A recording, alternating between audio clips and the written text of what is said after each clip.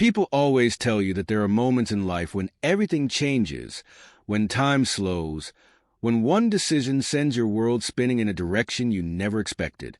I used to think that was all just romantic nonsense until the day I met him. It wasn't anything like you'd imagine. No grand gesture, no fireworks, just two strangers in the right place at the right time. I still remember that night so vividly, like a photograph I can't quite put away. It was a summer evening, the air thick with humidity, and I had just ducked into a small cafe on a whim. It was quieter than usual, the soft buzz of conversation filling the background as I sat alone, nursing my coffee and scrolling through my phone, lost in my own world. That's when I saw him. He walked in casually, like he owned the place, and I remember feeling a strange pull the second I laid eyes on him. Tall, with a lean build, he had this youthful energy about him that was impossible to ignore. His dark hair was tousled, falling just above his eyes, and those eyes, they were piercing, a deep shade of brown that seemed to see right through me. He looked like trouble, and yet I couldn't look away. I tried to brush it off at first. After all, what would a guy like him want with someone like me? But then he caught me staring, and instead of looking away, he smiled. Just a small, confident smirk that made my heart skip a beat. I quickly glanced down at my cup, feeling ridiculous, but when I looked up again, he was making his way over. "Mind if I sit here?" he asked, his voice smooth, casual, as if we'd known each other for years. I nodded, trying to play it cool, but inside, my mind was racing. Who was this guy? And more importantly, why did I suddenly feel like my life was about to change? His name was Asher, and he was 20. I found that out within the first few minutes of our conversation, but it didn't seem to matter. He had this maturity about him, this confidence that made you forget about the number attached to his age. We talked for what felt like hours, about everything and nothing. He told me about his plans for the future, his dreams of traveling the world, and I shared pieces of myself that I didn't usually offer up to strangers. It wasn't just his looks that drew me in. Though that was part of it, there was something deeper. He had this way of making me feel seen, like he genuinely cared about what I had to say. I'd never experienced anything like it before. With Asher, the conversation flowed effortlessly, and for the first time in a long time, I felt alive. Like I wasn't just going through the motions anymore. But there was more. As we continued talking, there was an undeniable tension growing between us. At first, it was subtle, just a glance here, a brush of his hand there. But the longer we sat together, the more it grew, until it became something tangible, something neither of us could ignore.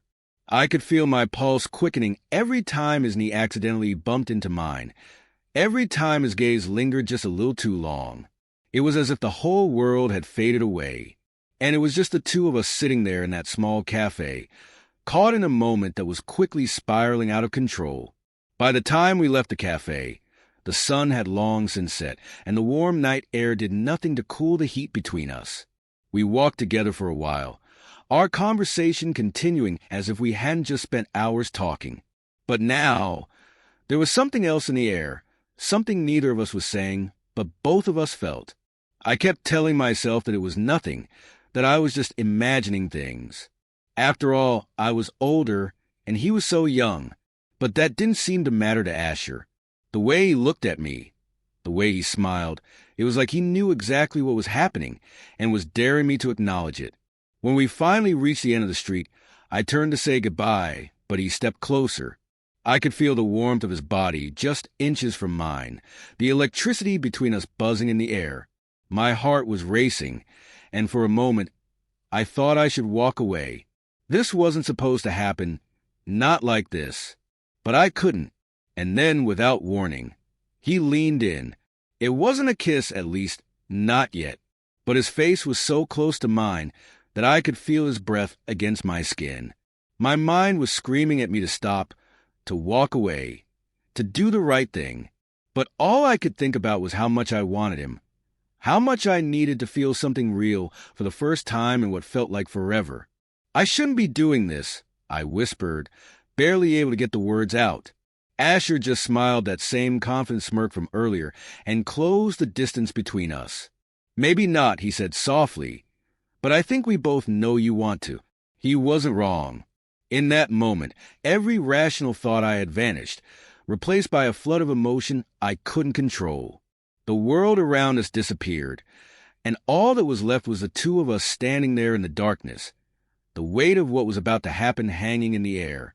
I don't know how long we stood there, caught in that moment, but eventually I gave in. I leaned forward, closing the gap between us, and for the first time, our lips met. There was no going back now. But this was just the beginning.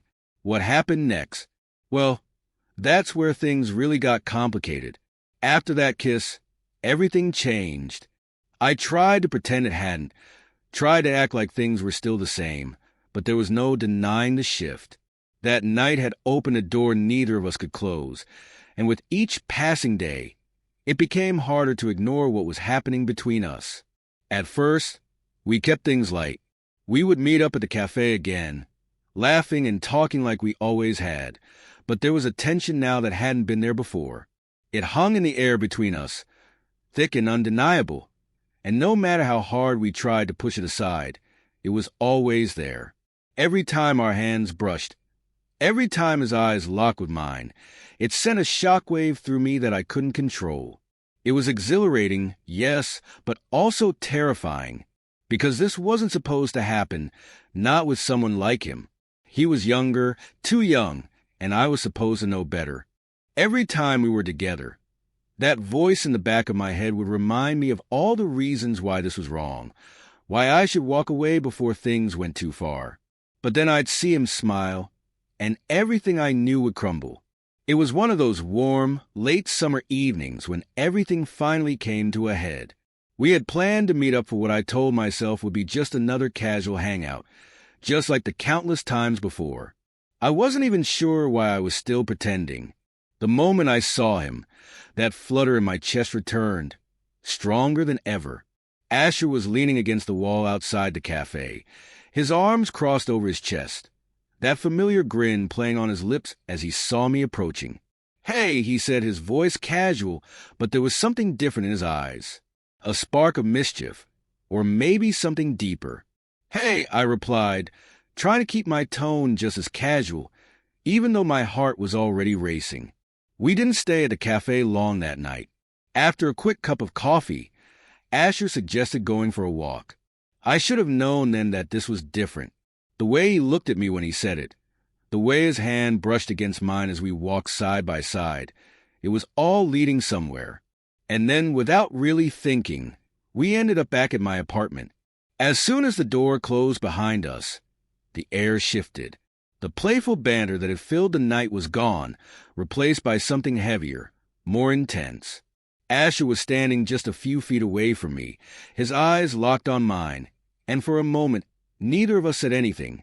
The silence was thick, almost suffocating, and I could feel my pulse quickening, the heat rising between us. This was it, the moment I had been trying to avoid, the line I wasn't supposed to cross. But there was no stopping it now. "Asher," I started, my voice barely more than a whisper, but I didn't know how to finish the sentence. What was I even going to say? That this was a mistake? That we should stop? But the truth was, I didn't want to stop. Not anymore. He took a step closer, his gaze never leaving mine. "You don't have to say anything," he said quietly, his voice calm, but I could see the tension in his body. He was waiting for me to make the decision. For a moment, I stood there, frozen, torn between what I knew was right and what I wanted. But the longer I stood there, the more the room seemed to close in around me. I could feel the heat of his body just inches from mine, the intensity in his eyes pulling me in, and before I knew it, I was stepping forward too. This time, it was something else entirely, something raw and urgent, something that had been building between us for weeks. His hands were in my hair, pulling me closer, and I could feel the heat of his skin through his shirt as I pressed against him. It was like nothing I had ever felt before. Every touch, every breath was electric, sending shockwaves through my body. It was something deeper, something that made me feel alive in a way I hadn't felt in years. And that scared me more than anything. We stumbled back toward the couch, our bodies tangled together as we fell onto the cushions. But even in the midst of it all, that voice in the back of my head wouldn't go away. The part of me that knew this was wrong, that knew I should stop before things went too far. But every time I thought about pulling away, he'd look at me with those eyes and I couldn't. I just couldn't. I won't go into detail, but I will say this. It was more than I ever expected, more intense, more real, more everything. It was a kind of moment that you can't take back, the kind that leaves you breathless and confused and exhilarated all at once. When it was over, I could feel his heartbeat against mine, his breath still heavy as he lay beside me, and for a moment I didn't know what to say. But I knew everything had changed. There was no going back now. What we had just done, it wasn't something you could undo. It wasn't something you could forget. I stared up at the ceiling, my mind racing, trying to process everything that had just happened. Part of me was terrified, but another part of me wanted more. Lying there in the dark, Asher's breath still heavy beside me, I couldn't help but feel like I was standing on the edge of a cliff, knowing I had just jumped but not sure where I would land. The night had been everything I imagined it would be. Electric, intense, but also something I couldn't quite wrap my head around. "You okay?" he murmured, his voice low and quiet, almost hesitant, like he wasn't sure if I regretted what had just happened. I turned my head toward him, our faces just inches apart, and gave him a small smile. "Yeah," I whispered, though my mind was racing. "Yeah, I'm good." But the truth was, I didn't know how to feel. Everything had happened so fast. The tension between us had been building for weeks, and tonight it had finally snapped. The moment our lips met earlier, I knew there was no going back. The kiss had started slow, hesitant, but it quickly turned into something else, something deeper, more urgent. He shifted again beside me, pulling me out of my thoughts, and I could feel him watching me, his eyes searching my face for something, maybe reassurance, maybe something else. I swallowed hard, trying to figure out how to answer that. Were we okay? I wasn't sure. All I knew was that I wanted him, needed him in a way I hadn't anticipated.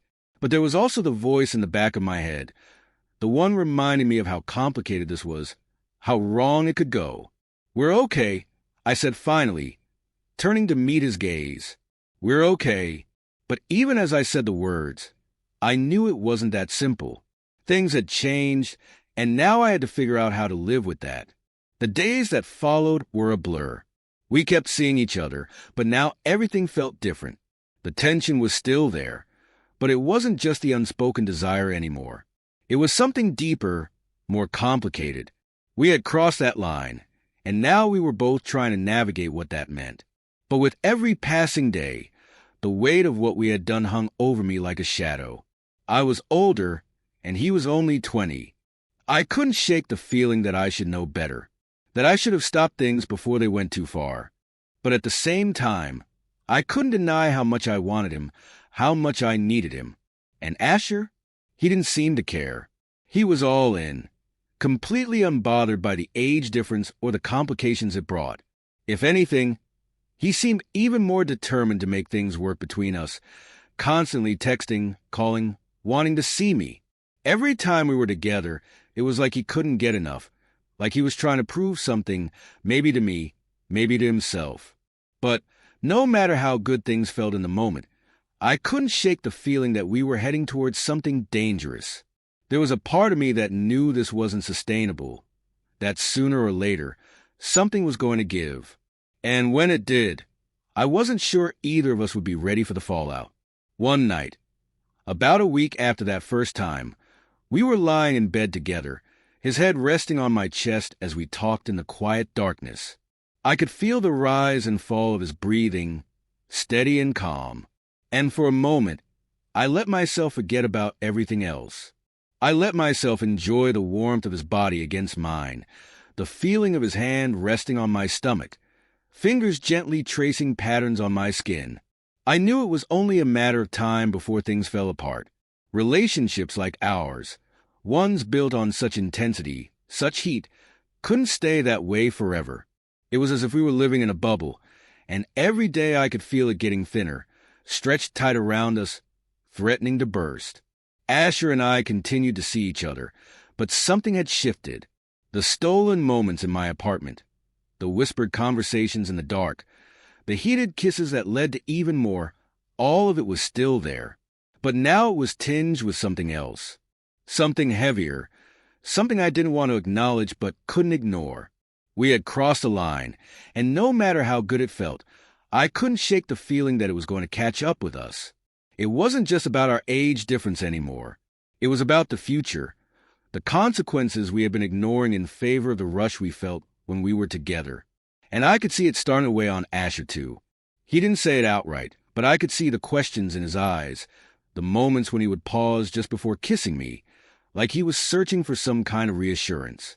We hadn't talked about what we were or where this was going, and I think we both knew that conversation was coming. But neither of us wanted to be the one to start it. One night, as we lay in bed, the silence between us was louder than ever. The usual comfort of sharing the space, the quiet that typically felt soothing, was now heavy and tense, almost suffocating. The dim light from the bedside lamp barely illuminated the room, casting long shadows on the walls, but that familiar warmth between us felt distant. "What are we doing?" Asher's voice cut through the quiet, soft yet pointed, shattering the fragile peace. He was still resting his head against me, but I could feel the shift in him, the subtle tensing of his body. There was hesitation in his tone, a kind of uncertainty that made my heart skip a beat. I didn't know how to answer. What were we doing? I swallowed, trying to form a coherent thought, but everything felt muddled. What had seemed so simple in the beginning, just two people caught up in something unexpected, something intense, had grown into something far more complicated. We had drifted into this relationship without really knowing where it was headed, riding the high of each other's company, the thrill of the unknown. But now, with his question hanging in the air, it was as though the gravity of what we'd become had finally sunk in. "I don't know," I admitted, my voice barely above a whisper. I guess we're just seeing where this goes." It felt like such a flimsy answer, so incomplete. I could hear the inadequacy in my own words, like I was avoiding something bigger, something I wasn't ready to face. Asher lifted his head then, his eyes locking onto mine. In the dim light, I could see the vulnerability etched across his features, a softness in his usually confident expression that threw me off balance. His gaze was searching, almost pleading, and I could feel the weight of his question bearing down on me even harder. "But where is this going?" he asked, his voice quiet but steady. I like being with you. I really do. But we never talk about what happens next."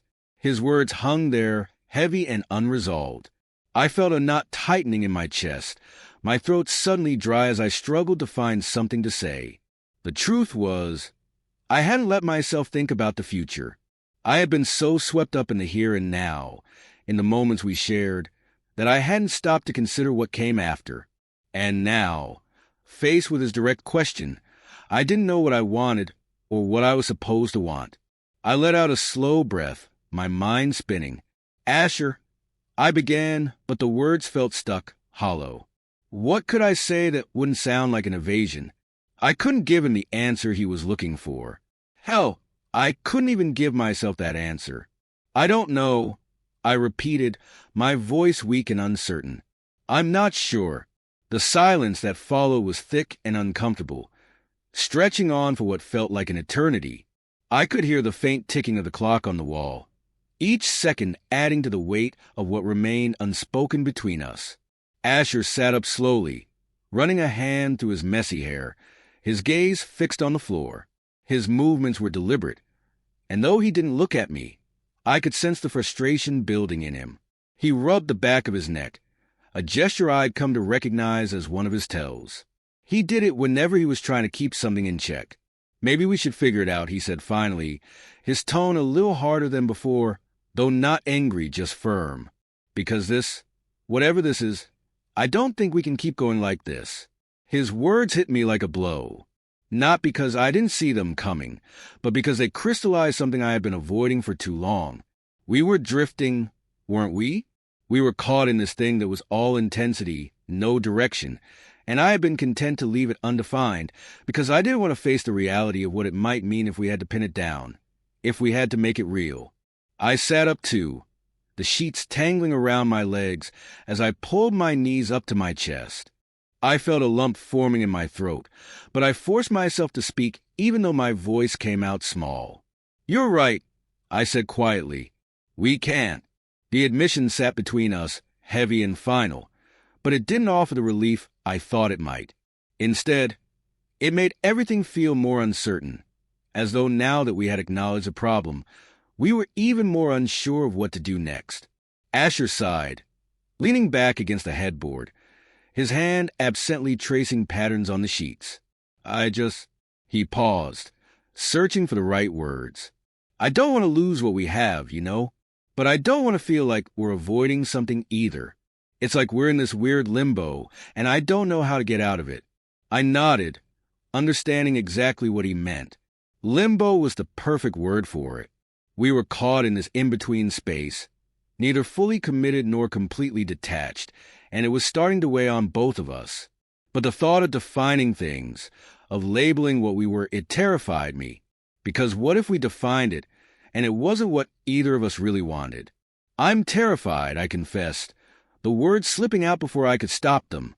I hadn't meant to say it, but once they were out, I realized how true they were. I was terrified, scared of ruining what we had, scared of the future, scared of letting someone in so deeply that I didn't know how to protect myself anymore. Asher turned to look at me, his eyes softening. "Why?" I hesitated, trying to gather my thoughts. "Because," I sighed, running a hand through my hair in frustration. "Because what if we figure this out and it doesn't work? What if we put a label on this and it falls apart?" He was quiet for a moment, his gaze thoughtful. "But what if it doesn't?" He asked gently. "What if this, whatever this is, actually works? What if we're both just too scared to see that?" I blinked, taken aback by the simplicity of his question. I hadn't considered that possibility. That maybe, just maybe, this thing between us could work.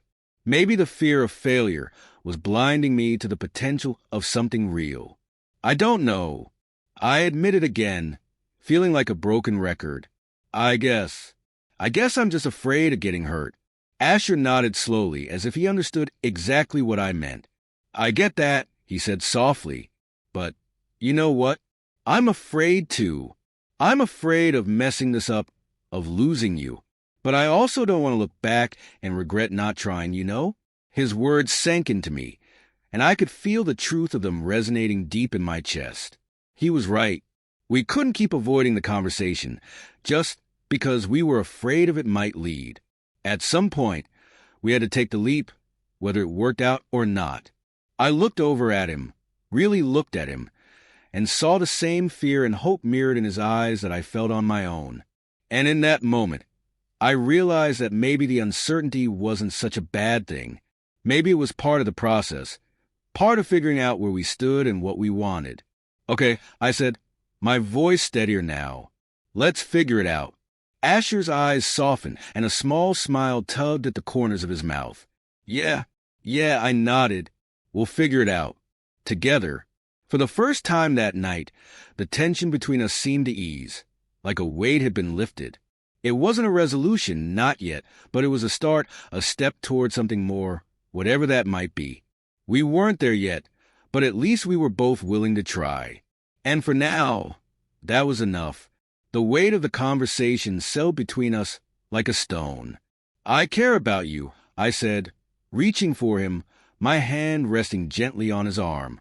"You know that, right?" He nodded, but I could see the conflict in his eyes. "I care about you too," he said, "but I don't know if that's enough."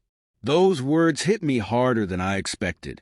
I had always known deep down that this was complicated, but hearing it out loud made it real. He wasn't just some fling, some passing moment in my life. He had become more than that. But I couldn't give him the certainty he needed. I couldn't promise him a future when I wasn't even sure of my own. We can't keep pretending this is simple, Asher continued, his voice firm but quiet. Because it's not. And if we don't figure out what we want, this is going to end up hurting both of us.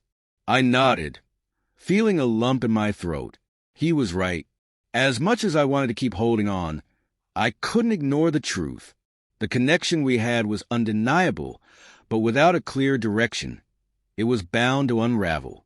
Maybe we need some time, I said, the words feeling like stones in my mouth, to figure things out, to see if this is really what we want.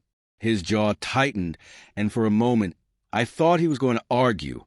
But then he sighed, his shoulders slumping in defeat. Yeah, he said softly.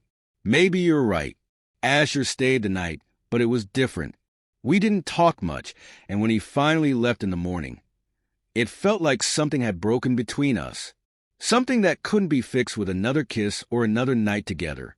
The days that followed were slow and agonizing. I found myself replaying every moment we had spent together, wondering where things had gone wrong. I missed him, but I knew that even if we tried to go back, things wouldn't be the same. The bubble had burst, and now we were left picking up the pieces. Weeks passed, and we drifted further apart. The texts became fewer. The calls stopped altogether. And though it hurt more than I wanted to admit, I knew it was for the best. Our relationship had burned too bright too fast, and it couldn't survive the weight of reality.